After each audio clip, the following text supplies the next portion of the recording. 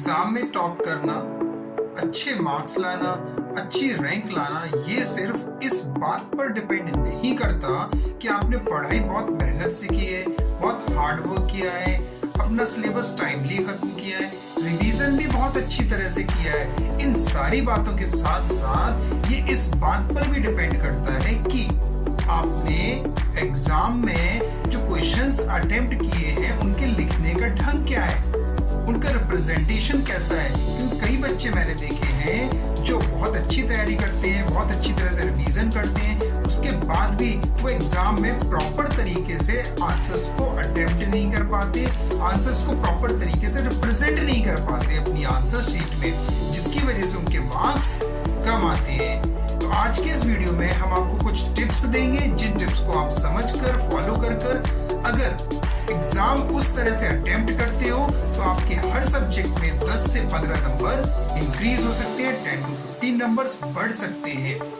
This is Aziz and आपका अपना channel Miswahi education. Tips number 1, reach your exam centre before time. Exam centre पर आपको हमेशा reporting time से कुछ देर पहले ही पहुंचना है। अब आप पूछोगे इससे क्या होगा? इससे ये होगा कि आप जब पहले से सेंटर पर पहुंचेंगे तो अपने रोल नंबर का फ्लोर देख लेंगे, किस फ्लोर पे आपका रोल नंबर है, किस रूम में आपको बैठना है, आपको किस रो में बैठना है। तो एक जो दिमागी टेंशन होती है ना कि यार पता नहीं कौन सा रूम है, कौन से फ्लोर पे, जल्दी जल्दी में जाएंगे देखेंगे तो वो चीज नहीं होगी। करना क्या है, जल्दी पहुंचेंगे, जल्दी आप देख लेंगे तो आपका माइंड इस एक काम से फ्री हो जाएगा। और फिर भी अगर आपको कुछ समय मिलता है तो आप रेस्ट करिए, रिलैक्स करिए एग्जाम सेंटर के आसपास, लेकिन रिवाइज नहीं करिए, कुछ भी रिपीट नहीं करिए। आप अपने माइंड को कूल रखिए, रिलैक्स रखिए, क्योंकि अगले 3 घंटे आपका माइंड टायर्ड होने वाला है। आपको अभी पहले अपने माइंड को रेस्ट करना है, रिलैक्स करना है, ताकि 3 घंटे आप उसका अच्छा फीडबैक ले सके। तो एग्जाम सेंटर पर अगर आप देर से पहुंचते हो तो उसका डिसएडवांटेज क्या है? आप जल्दबाजी में पहुंचे, हाफते भागते दौड़ते धाड़ते, अरे देखा कि सारे बच्चे एंटर हो गए हैं, अब हम क्या करेंगे। आप जल्दी से गए, आपने नोटिस बोर्ड पर अपना रोल नंबर देखा कि इस रूम में है, फ्लोर नंबर बाय मिस्टेक आपने गलत देख लिया, पहुंच गए फर्स्ट फ्लोर पे, आपका रूम नंबर था सेकंड फ्लोर पर। अब फिर वहां घूम रहे, परेशान हो रहे। फिर जैसे ही आप रूम के गेट पर पहुंचते हैं, देखते हैं कि इन्विजिलेटर ने सीट्स डिस्ट्रीब्यूट कर दी, ये सीट्स डिस्ट्रीब्यूट करने जा रहा है, तो आपका दिमाग थोड़ी देर के लिए पजल हो जाएगा, टायर्ड हो जाएगा, अरे अब मैं तो बहुत लेट हूँ, क्या हो जाएगा। तो जल्दबाजी में आप एंट्री भी हो सकता है, डिटेल्स जो फिल करना पड़ती है वो गलत फिल कर दो या सर्कल्स गलत कर दो। तो ये डिसएडवांटेज है देर से पहुंचने का। तो एग्जाम सेंटर पर हमेशा जल्दी पहुंचे। ये हमारा टिप्स नंबर 1 था कि reach your exam centre before time. Tips number 2, coolness of mind. क्या बच्चों? Coolness of mind. जी हाँ, ये ऐसा टिप्स है कि आप अपने साथ वाटर बॉटल लेके जाएं और हो सके तो साथ में बिस्किट का पैकेट भी लेके जाएं। अब हंस रहे होगे कि अरे वाटर बॉटल तो समझ में आती सर, लेकिन ये क्या नया तरीका बता दिया, बिस्किट का पैकेट लेके जाओ। जी हाँ बच्चों, बिस्किट का पैकेट मैं इसलिए बोल रहा हूँ कि आपको कूलनेस के तरीके बता रहा हूँ एग्जाम में, कूलनेस के तरीके, क्योंकि अगले 3 घंटे आपकी कुरुक्षेत्र की लड़ाई है, दंगल करना है आपको 3 घंटे। तो उसके पहले माइंड को कूल रखना है। कैसे कूल रखोगे? आपने अपनी डिटेल्स फिल कर ली आंसर शीट में, उसके बाद समय आया क्वेश्चन पेपर डिस्ट्रीब्यूट होने का। क्वेश्चन पेपर डिस्ट्रीब्यूट होने से 1, 2, 3, 4 मिनट पहले आप 1-2 बिस्किट खाएं, पानी पिए और माइंड को रिलैक्स करें। आंखें बंद करके उस बंदे के बारे में सोचें, जिस बंदे को आपसे सबसे ज्यादा एक्सपेक्टेशन हो, आप जिसे सबसे ज्यादा प्यार करते हो सकता है वो आपके पेरेंट्स हो सकता है वो आपका फ्रेंड हो सकता है वो आपका कलीग हो सकता है वो आपका टीचर हो या कोई और हो। लेकिन जब आप आंखें बंद करके उसका चेहरा सामने रखोगे, इमेजिन करोगे, आपको वही कह रहा होगा यू कैन डू इट, आप कर सकते हो, तो आपके अंदर एक पॉजिटिव एनर्जी आएगी और आपका माइंड भी रिलैक्स रहेगा, क्योंकि अब क्वेश्चन पेपर मिलने वाला है और आपका दंगल शुरू होने वाला है। Coolness of mind, second tips. Tips number 3, utilise your time smartly.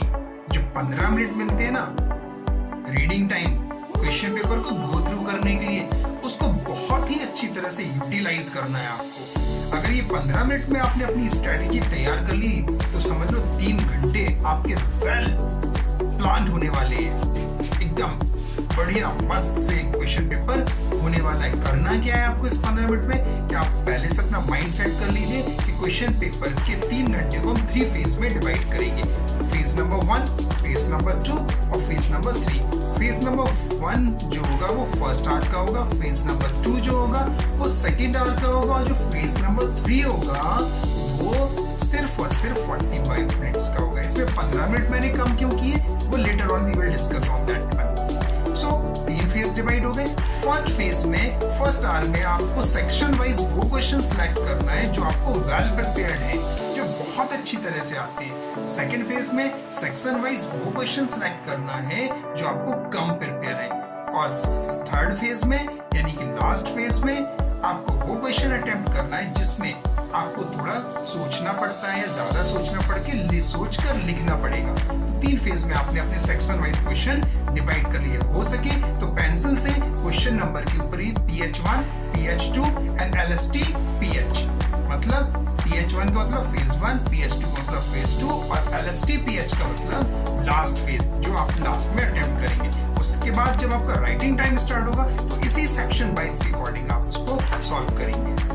Tips number 4, length of the answer is directly proportional to the marks. क्या मतलब? इसका मतलब ये है बच्चों कि आपको अपने आंसर्स जो लिखना है वो टू द पॉइंट लिखना है। जितना पूछा गया है एग्जाम में उतना ही लिखना है। अगर आप ज्यादा लिखते हैं तो इसके दो डिसएडवांटेज हैं। पहला डिसएडवांटेज ये कि आपका समय बर्बाद होगा। दूसरा डिसएडवांटेज ये है कि जब आप ज्यादा लिखोगे, अननेसेसरी मटेरियल, अननेसेसरी इंफॉर्मेशन भर के लिखोगे तो एग्जामिनर को कॉपी चेक करने में टाइम ज्यादा लगेगा और वो आपके ज्यादा लिखे हुए मटेरियल में से, ज्यादा लिखी हुई इंफॉर्मेशन में से मिस्टेक्स ढूंढ भी सकता है और ढूंढ के आपके मार्क्स भी डिटेक्ट कर सकता है। तो डिसएडवांटेज, इसलिए आंसर्स टू द पॉइंट होना चाहिए। जितना पूछा उतना लिखो। अगर डेफिनेशन पूछी सिर्फ और सिर्फ डेफिनेशन लिखो, एक्सप्लेनेशन लिखने की जरूरत नहीं है। तो length of the answer is directly proportional to the marks. Tips number 5, attempt your question in sequence. आपको अपने क्वेश्चंस सीक्वेंस में अटेम्प्ट करना है। जहां तक हो सके सीक्वेंस को ब्रेक नहीं करना है। जैसे आपने सेक्शन 1 उठाया तो फेज 1 के अकॉर्डिंग आपने जितने क्वेश्चन सिलेक्ट किए थे वो पूरे सेक्शन 1 के लिख लो। इसी तरह सेक्शन बी के पूरे लिख लो। इसी तरह सेक्शन सी और डी के अटेम्प्ट कर लो। सेकंड फेज में भी यही, थर्ड फेज में भी यही। सीक्वेंस नहीं तोड़ना है। अगर आप एक क्वेश्चन आपने सेक्शन ए का किया फिर सेक्शन डी उठा लिया फटाक से, तो इस तरह से करने से होगा क्या, एग्जामिनर को कॉपी चेक करने में डिफिकल्टीज होती है और उसको समय ज्यादा लगता है आपकी कॉपी चेक करने में। अगर उसको समय ज्यादा लग रहा है, टाइम वो ज्यादा दे रहा है आपकी कॉपी चेक करने में, तो जाहिर सी बात है वो आपके मार्क्स काटेगा। क्यों काटेगा? क्योंकि थोड़ा सा इरिटेट भी हो जाएगा और उसको बार बार टर्न करना पड़ता है, क्वेश्चन पेपर टर्न करना पड़ता है, आपकी आंसर बुकलेट के पेजेस टर्न करना पड़ते हैं। जहां पर मार्क्स दिए जाते हैं वो मार्क्स वहां पर लिखने के लिए बार बार क्वेश्चन पेपर को, पेजेस को टर्न करने में थोड़ा सा टाइम ज्यादा लगने लगता है, जिसकी वजह से वो मिस्टेक ढूंढना चालू कर देता है। जब टाइम लग ही रहा है तो अच्छी तरह मिस्टेक ढूंढे और आपके मार्क्स कटने के चांसेस बढ़ जाते हैं। तो करना क्या है, attempt your question in sequence. Tips number 6, don't leave any question. कोई भी क्वेश्चन आपको छोड़ना नहीं है हर हाल में, चाहे कुछ भी हो जाए, धरती फट जाए, भूचाल आ जाए, आसमान गिर जाए, जब सब ये होगा तब साथ में हम सब चले जाएंगे, कुछ नहीं बचेगा। लेकिन उसके पहले तक आपको करना क्या है, डोंट लीव एनी क्वेश्चन। कोई भी क्वेश्चन छोड़ना नहीं है। क्यों नहीं छोड़ना है? क्योंकि अगर आप कोई क्वेश्चन अटेम्प्ट नहीं करते हो उस पर अड्डा मिलेगा, क्या मिलेगा?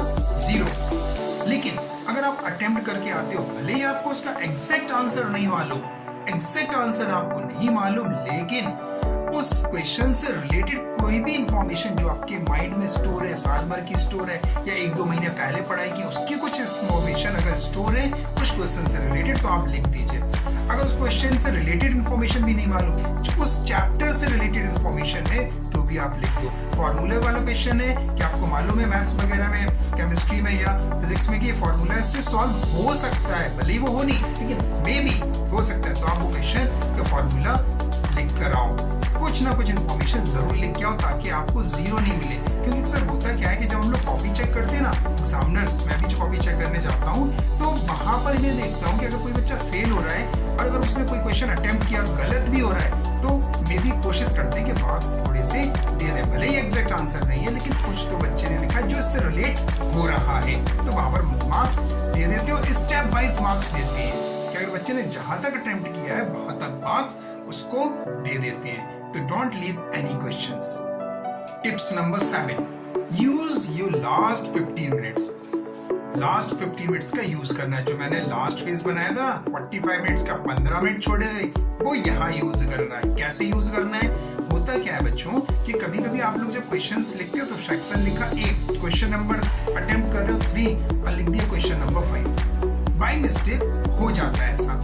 तो ये 15 मिनट्स में आपको यही चेक करना है। क्वेश्चन पेपर सामने रखा, आंसर बुकलेट रखी, क्वेश्चन नंबर देखा, सेक्शन नंबर सही है, बढ़ गए आगे, फिर देखा, चेक किया, फिर आगे बढ़ गए। इस तरह से आपको चेक करते जाना है। और कोई सिली मिस्टेक तो नहीं है, ये कोई क्वेश्चन छोटा तो नहीं है, आपने सोचा कि अटेम्प्ट कर लिया लेकिन बाय मिस्टेक वो छूट गया हो, तो वो सारी चीजें आपको लास्ट 15 मिनट्स में कवर अप कर लेना है। अगर छूट गया है तो जल्दी हो सके तो उसको कर लो। तो use your last 15 minutes to check your silly mistake and question number, section number correctly. Tips number 8, don't discuss after the exam. अक्सर मैंने देखा है जैसे ही एग्जाम ओवर होता है बच्चे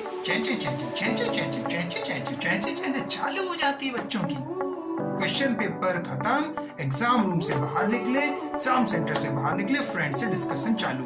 हे तेरे का आंसर क्या है? ये फलाने, ये दे इसका आंसर क्या था? अरे यार मैंने ये लिखा है, अरे यार ये तो गलत हो गया, तूने गलत लिखा, मैंने सही लिखा, एकदम सही था, ये मैंने बुक से चेक किया अभी। अरे ये सारी बातें भूलो यार, जो कर चुके वो कर चुके, जो पीछे बीत गया फॉरगेट अबाउट। जो लिख कर आए वही फाइनलाइज है। हमने जो लिखा है हमें मालूम है सही है, 110% सही है, मेरा फ्रेंड गलत कह रहा है।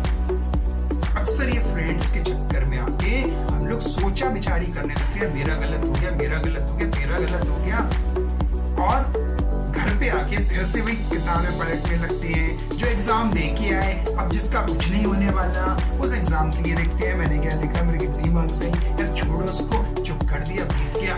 उससे आपका माइंड डिस्टर्ब नहीं होगा, माइंड कूल रहेगा। डिस्कस नहीं करो, सीधा जाओ नेक्स्ट एग्जाम की प्रिपरेशन करो। डिस्कस करना तो नेक्स्ट एग्जाम के लिए करो। यार कल जो एग्जाम है या डे आफ्टर टुमारो है या थर्ड डे है, जितने दिन बाद भी है उसके बारे में पूछो कि यार अब कैसे प्लानिंग करनी है, अब कौन सा टॉपिक इंपॉर्टेंट है, उसके बारे में डिस्कस करो। माइंड कूल रहेगा, माइंड डिस्टर्ब नहीं होगा। उसी क्वेश्चन पेपर के बारे में डिस्कस करोगे जो पीछे छोड़ के आए तो माइंड डिस्टर्ब होगा।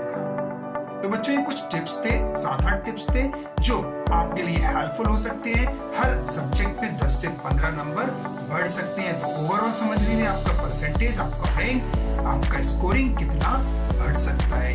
टिप्स को अगर आप फॉलो करते हैं, समझते हैं तो जरूर मार्क्स इंक्रीज होंगे। और अगर वीडियो पसंद आया बच्चों तो लाइक करिए, शेयर करिए, कमेंट करिए और आपके अपने चैनल स्पाई एजुकेशन को सब्सक्राइब करें और साथ में लगे बेल आइकन को जरूर प्रेस करें ताकि हर एक अपडेट, हर एक नोटिफिकेशन आप तक क्विकली और टाइमली मिलता रहे। Thank you so much.